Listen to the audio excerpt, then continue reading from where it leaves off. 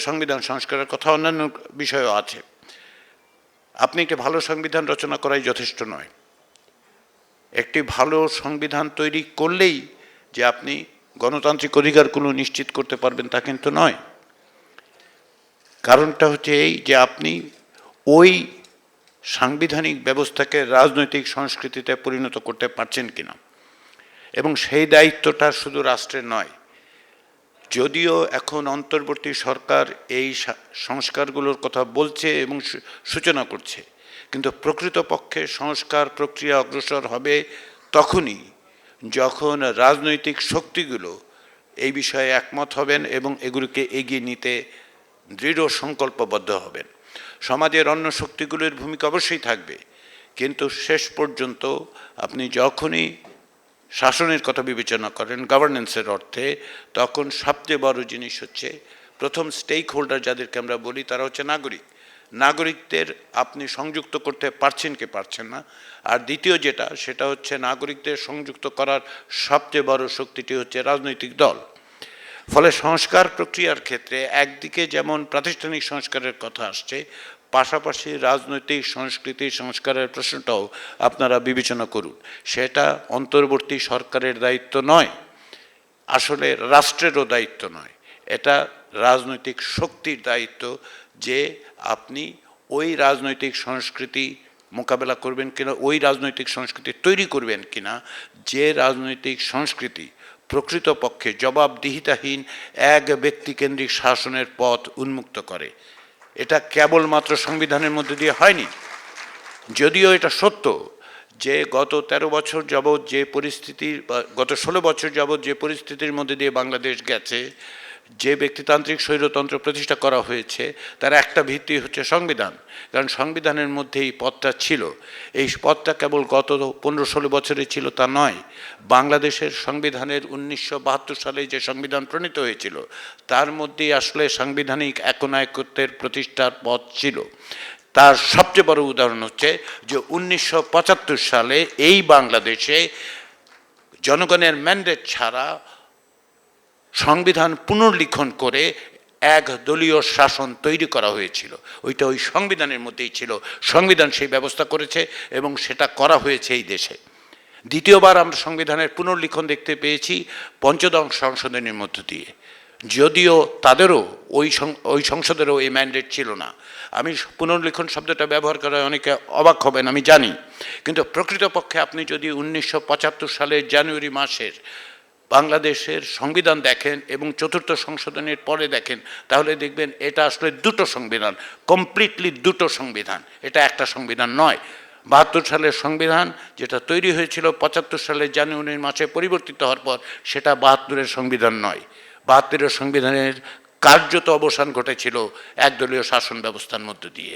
ফলে এর পুনরুদ্ধারের প্রশ্ন যখন ওঠে, তখন তাদের এই প্রশ্ন মোকাবেলা করা জরুরি হয়ে পড়ে যে আসলে প্রকৃতপক্ষে প্রথম কখন বাংলাদেশে 72-এর সংবিধানের মর্মবস্তু কাঠামো সমস্তটাকেই ধ্বংস করা হয়েছে। একইভাবে পঞ্চদশ সংশোধনীর মধ্য দিয়ে যে রাষ্ট্র কাঠামো তৈরি করা হয়েছে, তার একটা উদাহরণ আমি দিলে আপনি বুঝতে পারবেন। সেটা হচ্ছে যে কোনো অবস্থাতেই কোনো দেশে কোনো পরিস্থিতিতেই এই রকম ব্যবস্থা থাকতে পারে না। কোনো সংসদ কোনো অবস্থাতেই এটার্নিটি ক্লজ 1/3 একটা সংবিধানের করে দিতে পারে না। এই কারণে যে আপনি যখনই সংসদে আপনি নির্বাচিত করছেন কাউকে, নির্দিষ্ট সময়ের জন্য করছেন, সেই নির্দিষ্ট সময়ের পরে অন্য সময়ের যারা পরে নির্বাচিত হবেন তাদের জন্য কোনো অবস্থাতেই এই সংসদ সদস্যরা বলে দিতে পারেন না যে আপনি কি করতে পারবেন না। কেননা জনগণের ম্যান্ডেট তারা পেলে যে কোনো কিছু তারা করতে পারবেন। বেসিক স্ট্রাকচারের নামে পঞ্চদশ সংশোধনের মধ্যে দিকগুলো করা হয়েছে। এই প্রসঙ্গগুলো তুলছি আমি এই কারণে যে যখনই আমরা বলবো যে প্রাতিষ্ঠানিক কাঠামোগুলো আমরা তৈরি করব, সাংবিধানিক বিধিবিধানগুলো আমরা তৈরি করব, পাশাপাশি আমাদের এটাও মনে রাখতে হবে যে এই বিধিবিধানগুলো রক্ষার দায়িত্ব হচ্ছে রাজনৈতিক শক্তির, জনগণের সম্মিলিত সংগঠিত শক্তি। যে কারণে সবসময় বলা হয় যে গণতন্ত্র আসলে রক্ষার বিষয়, শুধুমাত্র প্রতিষ্ঠার বিষয় নয়। যতক্ষণ না পর্যন্ত গণতন্ত্র রক্ষার জন্য প্রতি মুহূর্তে প্রতিদিনের সংগ্রামে আপনি যুক্ত থাকতে পারবেন, আমরা যুক্ত থাকতে পারবো, ততক্ষণ পর্যন্ত কেবলমাত্র প্রাতিষ্ঠানিক ব্যবস্থায় হবে না।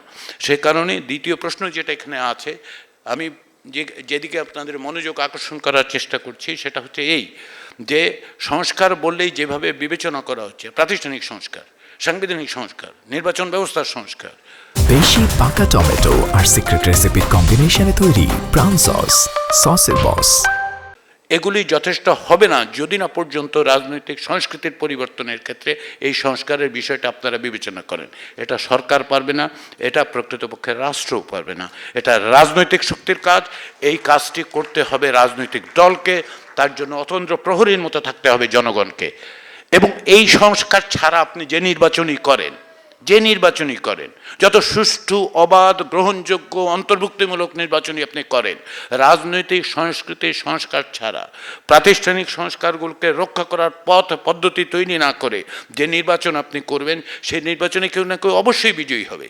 তিনি ওই দল 2/3, 3/4, 4/5 যেভাবেই নির্বাচিত হোক, যেটা দাঁড়াবে সেটা হচ্ছে আপনি সেই নির্বাচনের মধ্য দিয়ে সামগ্রিকভাবে গণতান্ত্রিক যে আকাঙ্ক্ষা, গণতান্ত্রিক প্রতিষ্ঠান যেগুলো, সেগুলো আপনি রক্ষা করতে পারবেন না। ফলে নির্বাচন কি জরুরি? অবশ্যই জরুরি। গণতান্ত্রিক প্রক্রিয়ায় নির্বাচন একটি অত্যাবশ্যকীয় শর্ত। কিন্তু কেমন নির্বাচন গণতন্ত্র যে নয়, সেটা বাংলাদেশের মানুষকে বোঝানোর তো কোনো কারণ নেই। 3টি নির্বাচনের নামে যে নাটক করা হয়েছে, মানুষের অধিকারকে যেভাবে লুণ্ঠিত করা হয়েছে, যেভাবে মৌলিকভাবে রাষ্ট্রের যে ভিত্তিভূমি সেটাকে ধ্বংস করা হয়েছে, সেক্ষেত্রে নতুন করে বলার কিছু নেই। সেই জায়গায় দাঁড়িয়ে শুধু আজকে আমরা যখন নির্বাচনের কথা বলবো, তার আগের যে দুটো শর্ত, সেটা হচ্ছে এই রাজনৈতিক ঐক্য, আদর্শিক জায়গা থেকে ভিন্ন মত অবশ্যই থাকবে। আমরা উত্তর কোরিয়া তৈরি করার কোনো রকম আকাঙ্ক্ষা নিয়ে বাংলাদেশ স্বাধীন হয় নাই। উত্তর কোরিয়া তৈরির কোনো আকাঙ্ক্ষা বাংলাদেশের মানুষের নেই। ওইখানে একমত আছে, ওই ঐক্যমত্যর প্রয়োজন নেই। যে ঐক্যমত গণতান্ত্রিক, মৌলিক জায়গাগুলোতে আমরা একমত হব এবং অনেক বিষয়ে আমরা ভিন্ন মত পোষণ করব। এবং ভিন্ন মত হচ্ছে গণতন্ত্রের কাঠামো, গণতন্ত্রের ভিত্তি। তাহলে আসুন আমরা ভিন্ন মতের জায়গাগুলো যেমন আমরা চিহ্নিত করি, প্রতিদিন বলি, তেমনিভাবে চিহ্নিত করি আসলে ঐক্যমতের জায়গাগুলো কোথায়। ঐক্যমতের জায়গাগুলোকে সামনে রেখে আমাদের অগ্রসর হতে হবে এবং সেটা সম্ভব। এই কারণে আমি বললাম যে বাংলাদেশে এই সংবিধান সংস্কার কমিশনের দায়িত্বে থাকার কারণে সিভিল সোসাইটি এবং অন্যদের সমস্ত কিছু পাঠ করার পর আমাদের কাছে মনে হয়েছে যে আসলে ঐকমত্যের জায়গাগুলো আছে, আসুন সেগুলো আমরা শক্তিশালী করি। কেননা অর্জনটা ধরে রাখার জন্য যে প্রাণ নাশ হয়েছে, যে মানুষরা আত্মদান করেছেন, যে পরিবারগুলো আজকে এখানে দাঁড়িয়ে বলছে যে তারা বিচার চান, তাদের জন্য এবং একটা বৈষম্যহীন বাংলাদেশ সেটা প্রতিষ্ঠা করার জন্য আসলে যেটা দরকার সেটা হচ্ছে কেবল প্রাতিষ্ঠানিক সংস্কার নয়, কেবল প্রাতিষ্ঠানিক সংস্কার দিয়ে এটা হবে না।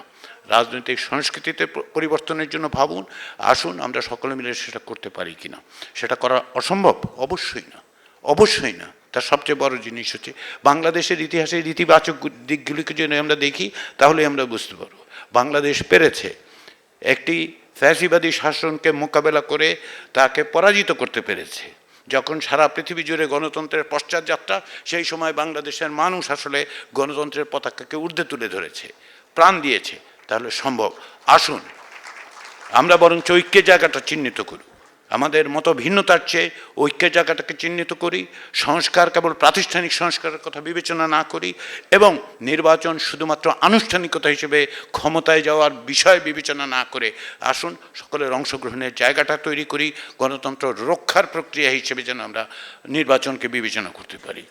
সেইটাই হচ্ছে আজকে এবং আগামীকাল ফোরাম ফর বাংলাদেশ স্টাডিজের পক্ষ থেকে এই আলোচনার মধ্য দিয়ে রাজনৈতিক নেতৃবৃন্দ আশা করছি আমরা যে তাদের মধ্যে এই আলোচনার জায়গাটা তৈরি হবে, তারা চিহ্নিত করবেন, তারা কথা বলবেন এবং আমাদেরকে সমৃদ্ধ করবেন, আমাদেরকে সংযুক্ত করবেন, সকলকে সাথে নিয়ে অগ্রসর হবেন।